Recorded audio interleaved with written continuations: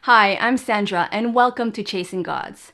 If you're new here, make sure you subscribe. So how did the yin-yang symbol come about? What is the real philosophy behind it? Does it mean good versus bad? We'll get to that right now, but first I need to stress that the information in this video is highly condensed. The yin-yang history and applications are enormous, so on this video, I'll just be sharing the key points in the most simplistic way as possible. Let's begin. The yin-yang symbol evolved through a series of diagrams. See, the intellectuals of ancient China practiced an art called xiang or tu, the art of diagram or image making. The goal with these numerical representations, texts, and shapes was to communicate the patterns of the universe according to the vision of the Yi Jing. The Yi Jing, also known as I Ching, is a divination text based on changes and transformation. It's the oldest living classic of China and the precursor of most of Chinese philosophy and culture. The Yi Jing is basically a manual that provides advice to any specific question one may have. The text centers around 64 hexagrams made of yin and yang lines, designed to cover all the structures of being and possible changes. The hexagram is dynamic. They each mean something, and so does each of its lines. And when one line changes from yin to yang or yang to yin, the entire hexagram changes, as well as the interpretation. The Yi Jing reflects the ancient Chinese thought that everything becomes and transforms, from yin to yang or yang to yin. But what is yin and what is yang? Yin-yang started off as two separate terms to describe geographic places in relationship to the sun. The sunny and warm side of the mountain was called yang, and the cold and shady side was called yin. This led to the classification of everything that exists as yin or yang element. But there is a system. For example, yin is dark, cold, hidden, submissive, the moon, and the feminine. Yang is the opposite of yin. Yang is bright, warm, visible, dominating, the sun, and masculine. The list goes on and on. Basically, everything in the world is either yin or yang, and because yin essentially represents the female and yang the male, things are either of female attribute or of male attribute. The yin-yang philosophy is fundamentally modeled on male and female biological differences and interactions. As female and male are opposites, they are also complementary. Same goes for the yin and yang. The ancient Chinese thinkers saw that there was a paradoxical interdependence on everything that appeared to be opposites. Brightness can only exist with darkness, and they interact with one another to make the world function. Day and night mark the rotation of the earth on its axis. Male and female procreate. From the naming of the mountainside, yin-yang became a way of thinking. The yin-yang thought was a way of seeing the universe. So how did the ancient Chinese see the cosmos? A popular Chinese creation myth tells how before everything there was formless chaos, no light, no darkness, and it took the form of a cosmic egg. For thousands of years, Pangu, the hero, was sleeping in that egg, and during that time the forces of yin and yang became balanced. When Pangu woke up, he cracked the egg open and separated the yang from the yin. He extended the heavens upwards and the earth downwards, all the while growing longer. Thousands of years later, heaven and earth reached their maximum height and depth. Pangu couldn't grow anymore, so he died, and all of his body parts became all the parts of the universe, the 10,000 things. His breath became the winds and the clouds, his left eye the sun, his right eye the moon, his blood the ocean and the rivers, his facial hair the stars and the Milky Way, and so on and so forth. There are different versions of this myth, but overall, it reflects the logic and the patterns of the universe according to other ancient Chinese texts. The early Chinese philosophers believed that the universe originated from an ultimate source. They called it the Tao, or the Great One. The Tao contains the yin-yang, which is like the fabric of the universe. It's the net that's embedded in all things. Through the functions of the yin-yang net travels the qi, the life force that animates everything that exists. The ultimate Tao can be compared to Pangu's egg, and they both can be compared to what today's scientists call the Big Bang, or to the symbolism of the dot or zero, which represent the beginning of possibilities. Pangu's body becoming the parts of the universe also reflects the ancient Chinese idea that the cosmos and the human body share the same anatomical map. In this vision, the universe is conceived as a living organism, paralleling the human body in terms of rhythm, function, and movement. Humans, the earth, and the cosmos all affect each other through the system of yin and yang. For example, when the sun comes out, the sun is yang, the people go out on the rice fields. Activity is a yang element. And when the yin moon comes out, people rest, which is a yin state. It was also believed that human activity affected the greater cosmos. What the humans did on Earth could cause cosmic reactions like rain or drought. A theory that was not reflected in Pangu mythology, but essential to the yin-yang thought, is the Wu-Xing or the five-phase theory. Basically, it's the interaction sequence between nature's five elements: fire, water, earth, wood, and metal. For example, water overcomes fire, fire overcomes metal, and so on and so forth.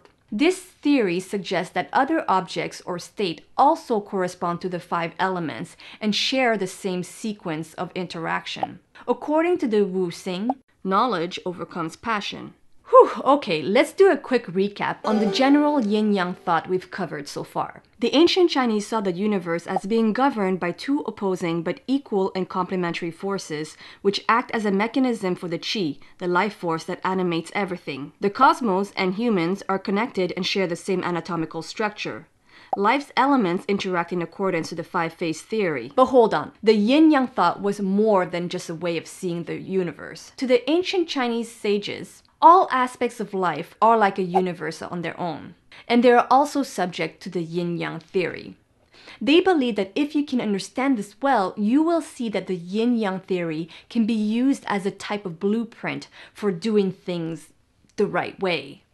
This efficient way of doing something is called shu, or strategies, and shus are guided by the yin-yang principles. There is a shu for everything: for battle, for sex, for living arrangements, for combat, for music, art, political affairs, and for medicine. Medical-based shus have had major influence in broadening and systemizing the meaning of the yin-yang. Yin-yang was a way of seeing the world and a way of life. Essentially, yin-yang was everything. No wonder the Chinese thinkers had to put it on paper. But text is discursive and had its limits, so the Chinese designed images and diagrams. They look quite complicated, but remember that they weren't meant for aesthetics, but for explaining the complex patterns of the universe. A lot were created, but there were three main trends of Chinese image making: the Hetu and Luoshu, the 8 trigrams, the Taijitu. These three had significant connections with one another and were all essentially derived from the I Ching. Let's look at each of the trends. The Hetu and Luoshu, symbolizing heaven and earth respectively, were drawn by an 11th century I Ching commentator inspired by what he had seen on the back of a turtle and a dragon-like horse in the river. The black dots, which are grouped to form even numbers, are yin, and these numbers represent completion. The white dots, which are grouped to form odd numbers, are yang, and those numbers represent generation. Each of the charts show mathematical patterns representing the generative force of the universe through the balance of yin and yang. The second trend is the 2 sets of 8 trigrams taken from the I Ching and represents its concepts, revealing the basic cyclic and polar forces of the universe. The circular positioning of the trigrams set a precedence in the yin-yang xiang making because it shows the cosmological cyclical patterns of rise and decline. As you go around the circle, you can see the waxing and waning of yin and yang. The third trend of image making is the Taijitu. It consists of 5 steps read from top to bottom to explain the movement from one source into a diversified world. First, there's the absolute void, then the yin and yang complementary duality, then the Wu-Xing theory, and then eventually everything, which becomes and transforms. In the 14th century, these 3 trends were combined to form the prototype for the yin-yang symbol. The artist who made it called it a Hetu river diagram, just like the one from the first trend. It took the circular shape and trigrams from the 8 trigrams diagram. It contains the yin-yang halves from the Taiji 2 sequence, only it's evolved into an interlocking and swirling of yin-yang halves. And from there came different renditions, which look more and more like the modern yin-yang symbol we know today. Okay, let's go over some of the cosmological patterns that the symbol shows. The circle, which can symbolize heaven, a whole, or an entity, is fundamentally made of and governed by two opposite forces, yin and yang. At any point in time and space, there is both yin and yang. This could be seen by drawing a line from the center of the circle to any of its peripheries. And it's only seen in the earlier versions of the yin-yang.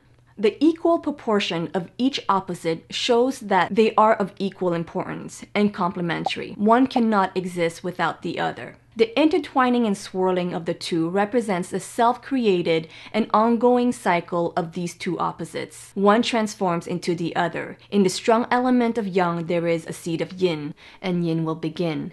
And in the strong element of yin, there is a seed of yang, and this cycle keeps going. The swirling also represents movement. At any point, yin or yang is in the process of changing. Things are always transforming, one way or the other. Today's modern yin-yang symbol changed a bit. It lost some informative details, but still maintains the core ideas from the more ancient symbols. It's not known who created it and when, but we can see that endless variations have been created by all types of individuals across the world. The yin-yang has become a universal symbol, and it's mostly known to represent the harmony of dualism, especially of good and bad. But as we've seen, the ancient Chinese intellectuals never meant it to represent good and bad, although the rules can apply there too. They meant to create an image that represents much more than just a balance of opposites. The yin-yang symbol is derived from a rich history of image making in order to express a complex way of thinking. And remember, we've just scratched the surface. Yin-yang is a way of seeing the world, one that came from an ultimate source of nothingness. A world governed by two opposite yet complementary forces which control the energy that animates all things. A world in constant transformation.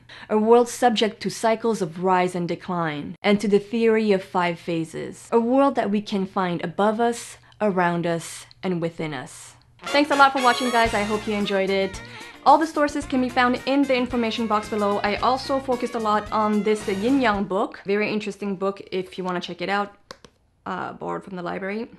Videos take a super long time to make, although I love making them. I would like to continue making them, but I do need some support from you guys, whether it's sharing my videos, subscribing, click on that notification bell if you subscribed. You can also support me through Patreon. The link is in the information box below. Different ways of supporting me. Just check it out. And that's it. I hope to see you next time. Bye!